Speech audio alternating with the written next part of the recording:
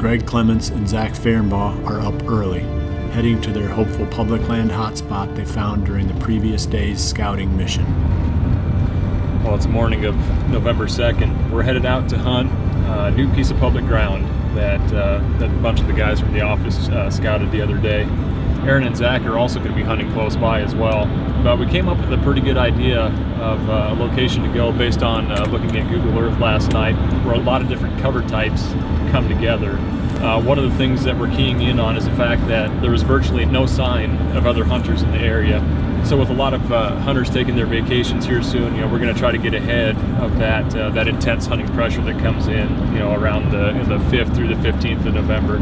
We know there's at least one good buck in the area.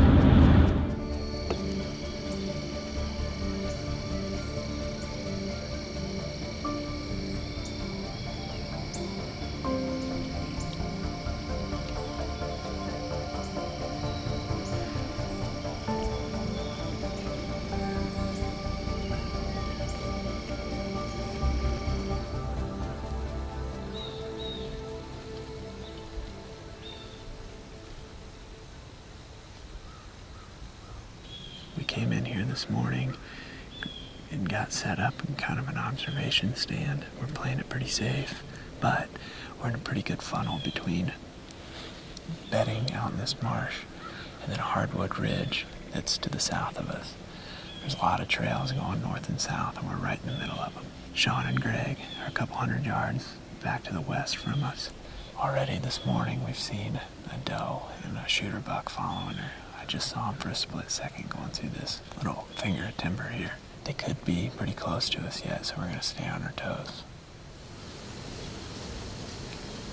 He's pushing that one cocked around.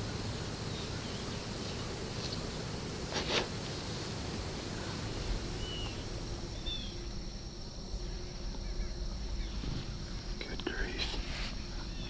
Deer everywhere.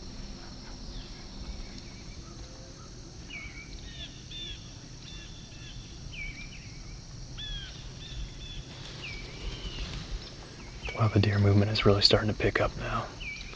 That's probably the 4th or 5th 2-year-old buck that we've seen so far. It seems like we're in the right spot.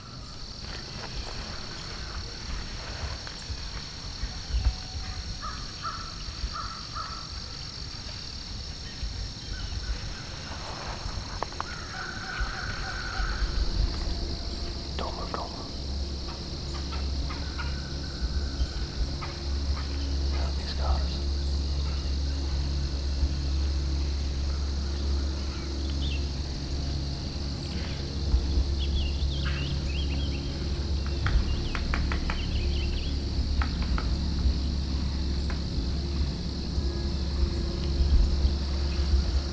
There's a dog coming from our right. Just need to come right under the stand. Over here. I think the dog's heading right at us now.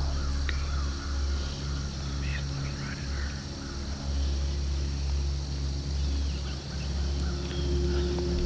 Don't move. That deer is right under the stand. It's a little spike.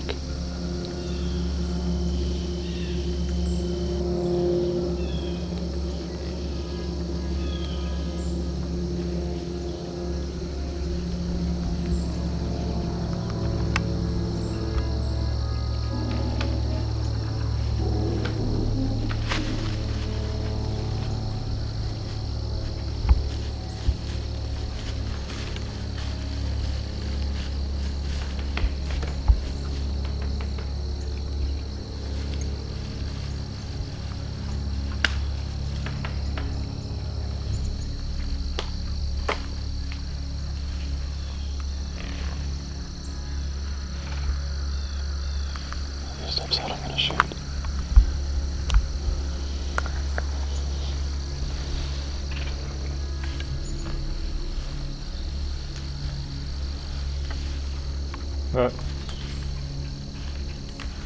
Cut.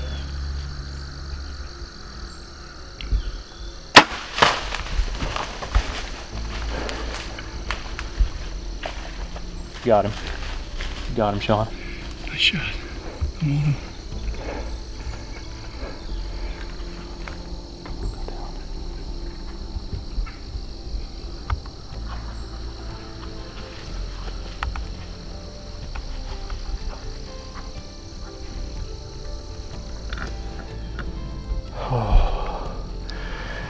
I can't believe that worked out.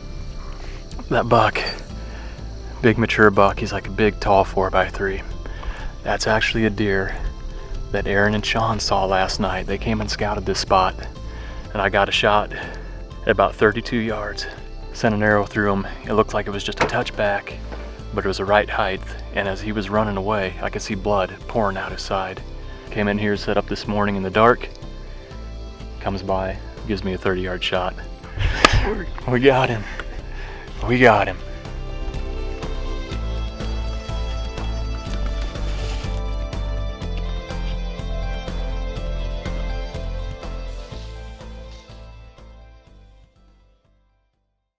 Frigid Forge Trophy Clover is my choice when creating poor man's plots, small food plots that we make on a budget using just hand tools. This seed blend has several varieties, and at least one does well in every condition. The seed germinates well and grows fast, producing a huntable food plot by the first fall. Some ground blinds leave you feeling kind of boxed in and depressed, like you are sitting in a closet with the door cracked open, but not the redneck blinds. These blinds have lots of windows, including their vertical corner windows, giving you a full field of view so you can really enjoy your time outdoors, even if you aren't exactly outdoors. A bow sight doesn't have to be complex to be effective. Good sights merely need to be rugged with durable pins, and they need to have bright aiming points that you can see during every minute of legal shooting time. That is what we get with Fuse sights, rugged simplicity.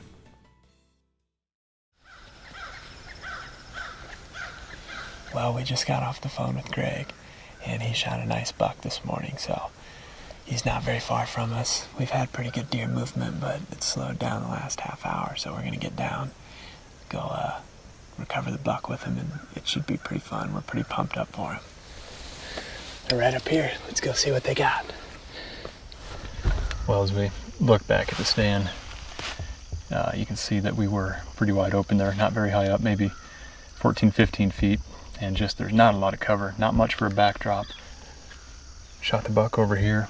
I'm gonna go try to find the arrow and see what the blood looks like.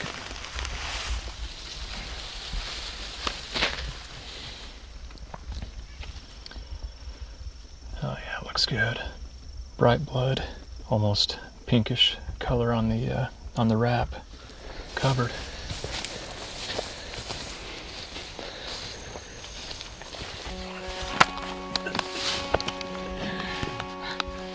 The arrow was buried under there. There's blood right away. I'm sure he's done. Yeah. Well, sweet. Let's go find him. What are the odds of picking? Getting good, Sean? You got him good? That was Dude. right here.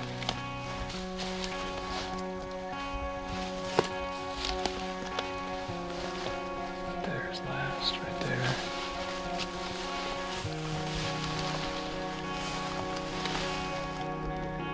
There he is. Yep. Yes, look at that deer.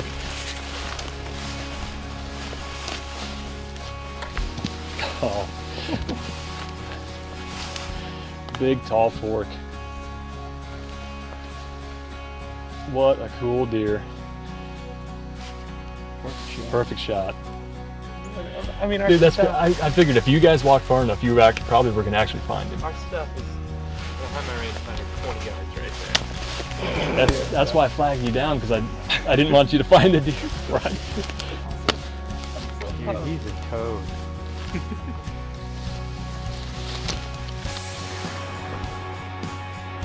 Well, what a morning it was. November 2nd. Man, he's a cool old deer. He's got a big 4-point side with a long G2, and then on the right side he's just got a big long fork with a little sticker point. So I guess technically a 7-pointer, but what really makes the trophy with this deer is just his age. Big bodied, mature deer, big frame, tall rack. He looked really impressive when he was coming in, and looks just as impressive on the ground.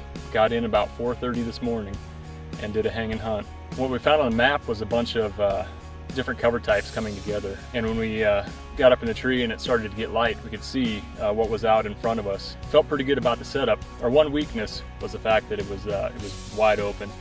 There wasn't much cover up in the tree. There wasn't much of a backdrop. Like I said, what saved us on this hunt was that little spike that came up under the stand, and then squared off against this guy, bristled up and walked towards him. And that kept him calm enough that he settled back down and eventually worked his way out to where I could get a shot at him. And the weather conditions this morning were less than ideal. I mean, we're all sweating like crazy right now. It's supposed to be up around 70 today, no wind, it's just real stagnant, but the deer were up and moving. And then we did actually see another solid buck that we tried to call in for Sean to get a shot at, but he ended up going the other way. So like I said, it's just been an all-around team effort with all the guys hunting on the public land, and that's what makes it really enjoyable. To be able to strategize together, learn together, and enjoy success like this together.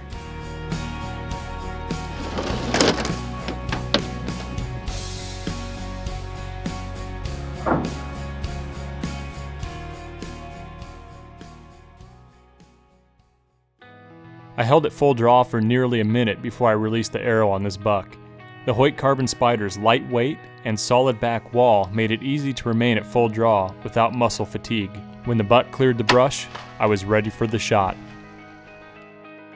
I grew up shooting Easton aluminum arrows back in the early 1990s and relied on their accuracy and durability to get the job done in tournaments and in the field. 25 years later, the Easton Full Metal Jacket, a carbon core wrapped in aluminum, is my arrow of choice. I love the small diameter for increased penetration and medium heavy weight for downrange kinetic energy. It was dead calm on the morning of November 2nd. Challenging conditions to hang and hunt without spooking any nearby deer, but with a muddy lineman's rope, quick sticks, and vantage stand, we were able to set up quickly, quietly, and safely, contributing to a successful hunt.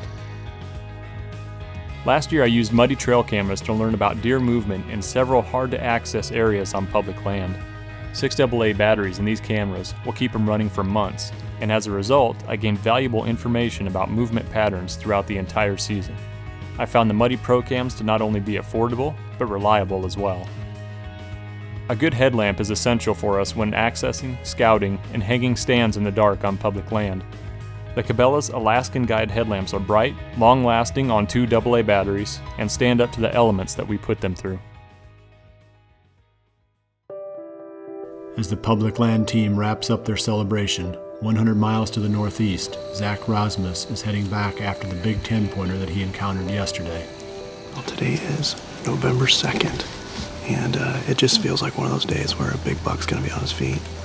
We got a rainy, kind of overcast day. It's still in the low 60s today, but it feels cooler than that, a little breezy. Today is the first time we've had actually a north wind. We elected to come back to the twig today. The reason being, we saw some great buck activity last night, so hopefully that'll kind of continue into tonight. We're really just hoping we get these bucks cruising this ridge line somewhere, and then either ground them in or hopefully naturally funnel them through the area that we call the gate. But excited to be in the tree tonight, and hopefully we can put one on the ground.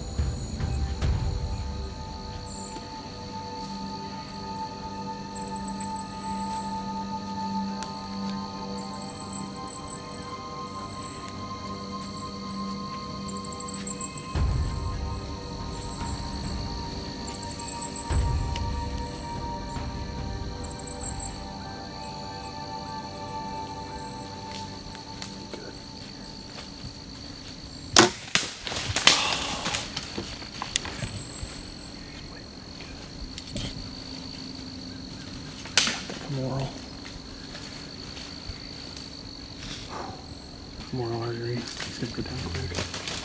He's down. That wore me out. That might be one of the biggest roller coaster rides I've ever been on in a stand. I mean, to have a buck of that caliber, that's a nice deer. That's a big buck. They were within 50 yards for how long has it been? An hour and a half, maybe? Maybe not that long, but I rushed the shot. I knew I did, but I knew that we were going to run into the same thing we ran into before when if he would have gotten to that stuff, because I think she caught me on the draw, the doe right below me. She caught me on the draw, and I was just thinking in my head, you know, you're not going to get a shot at this deer, and I hit him back, but I'm pretty confident I hit that femoral artery, which that'll put him down pretty quick, which not exactly how you draw it up every single time, but man, that's a big deer. That's a big deer, dude. Congrats, that was man. awesome. He's down. That was awesome. 60 yards away.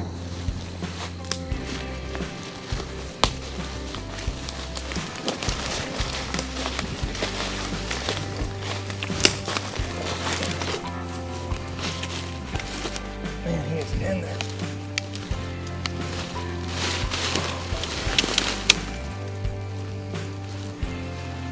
Well, we finally made it happen on November 2nd. It was kind of one of those days when we came in tonight, both Nolan and I talked, that it just felt like it was right. We had a little bit of rain come through earlier today, and even rain when we were on our way out to the stand today, but that's probably, you know, the biggest roller coaster I've ever been on while hunting. Just how quick he came in the hunt. You know, it was right at, you know, right before 4 o'clock, I think is what it was, like 3:30, right in there he came in and was around the stand for what seemed like forever. Bedded down with a doe. Like I said, they were just a roller coaster from the beginning, and highs and lows, and then it ended on a definite high.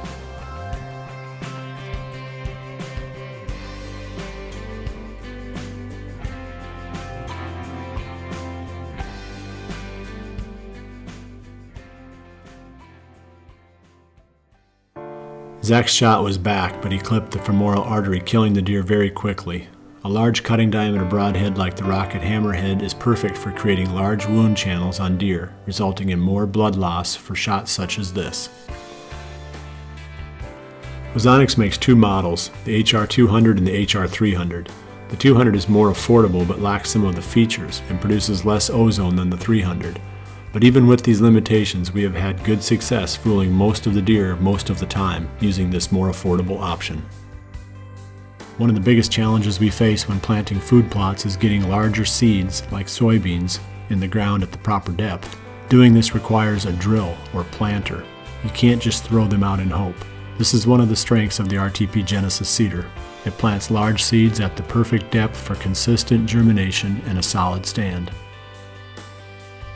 While hunting public land, we hunt several different units with varying types of vegetation. We hunt anything from open grasslands to big timber, and our camo pattern of choice is Real Tree Extra. We've had success staying concealed on the ground and in a tree stand. We aren't biologists, but some of the top names in the business swear by the more than 65 minerals found in the trophy rock. It contains not only the macronutrients that you find in other products, but all the micronutrients needed in proper balance for a healthy herd. November 2nd was another epic day of increased buck movement. We continue to look ahead. The forecast can only get better, and each day brings us closer to the very best week of the season. After 10 days of tunnel vision, I now have but one buck on my mind. I don't think I will even shoot another one, no matter how big. That is how badly I want to connect the dots on Skinny. With each day I am closing in, tightening the noose. Patience remains the key to success, so I stick to the fringes and make a last-minute dash to a redneck blind.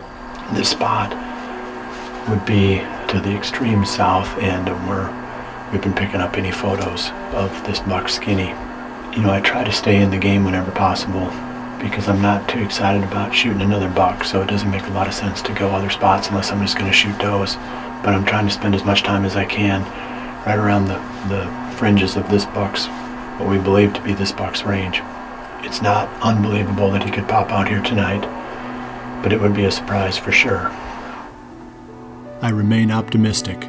My next moves will mirror my previous ones. Keep picking at the edge of Skinny's range, put in the time, and hope for luck. Today reminded us why we love the rut. Some of our hunters saw bucks they wouldn't see at any other time of the season.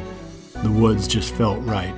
The pungent smell of fallen leaves filled the air, and the anticipation of a low grunt from nearby brush was ever present. Life could not get much better because we are chasing November.